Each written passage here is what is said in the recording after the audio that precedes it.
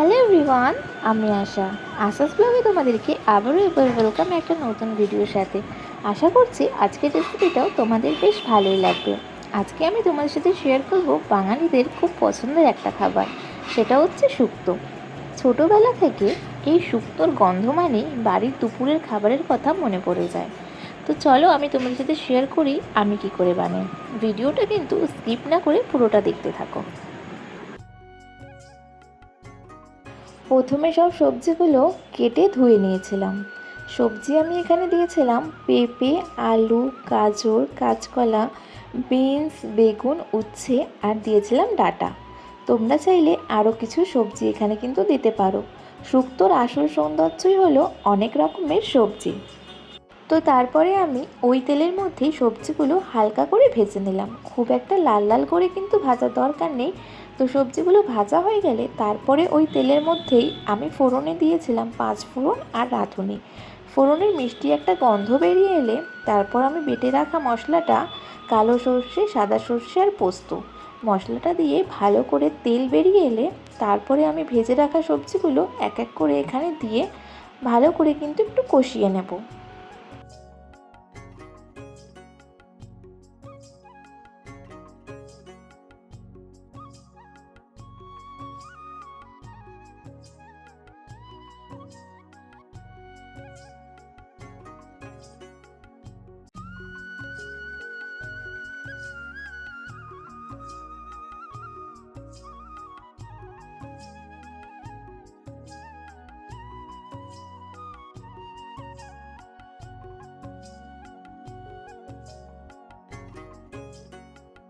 তো এখানে এবার আমি সবজিগুলো ভালো করে কষিয়ে নিয়েছিলাম। তারপরে আমি দিয়ে দিলাম হচ্ছে পরিমাণ মতো দুধ। তোমরা চাইলে দুধটা স্কিপ করতে পারো, কিন্তু আমি যখনই শুক্তো বানাই আমি কিন্তু দুধ দিয়েই বানাই। যতটা পরিমাণে দুধ দিই তার একটু বেশি পরিমাণে কিন্তু আমি জলটা এখানে অ্যাড করি। তো এই দেখো এখানে আমি জল দিয়ে দিলাম, পরিমাণ মতো জল দিয়ে একটু ভালো করে এখানে আমি নাড়াচাড়া করে নিচ্ছিলাম।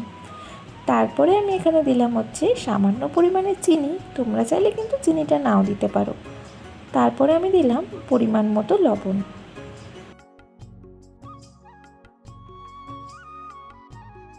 এবারে আমি দিয়ে দেবো শুক্তো মশলা। তোমরা চাইলে ঘরে বানিয়েও শুক্তো মশলা দিতে পারো, আমি কিন্তু এই শুক্তো মশলার প্যাকেটটা ইউজ করি। তো আমি এখানে অর্ধেকটা দিলাম আর অর্ধেকটা দেবো হচ্ছে নামানোর আগে।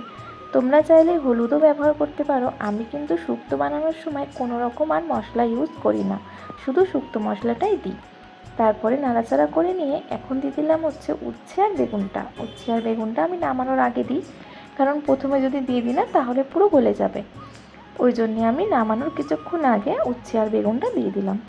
ভালো করে ফুটে এলে আমি কিন্তু যেই শুক্তো মশলাটা রেখে দিয়েছিলাম অর্ধেকটা, সেটা কিন্তু আমি পুরোটা এখন ব্যবহার করে নেব। দিয়ে ভালো করে শুক্তোটা আমি এখানে ফুটতে দেব। শেষে সামান্য ঘি আর গরম মশলা দিয়ে হালকা করে নাড়াচাড়া করে নিয়েছিলাম। দেখো তো কি সুন্দর রং আর দারুণ ঘন ঝোল হয়েছে। গরম ভাতের সঙ্গে এই শুক্তো খেলে সত্যিই মন ভরে যাবে। আমার যদি এই শুক্তো রেসিপিটা তোমাদের ভালো লাগে তাহলে কিন্তু ভিডিওটা একটা লাইক করে কমেন্ট করে জানাবে ভিডিওটা কেমন লাগলো। আর আরও এমন বাঙালি রেসিপি দেখার জন্য আমার চ্যানেলটাকে কিন্তু সাবস্ক্রাইব করতে ভুলবে না। আবার দেখা হবে পরের কোনো ভিডিওতে। আজকের জন্য টাটা।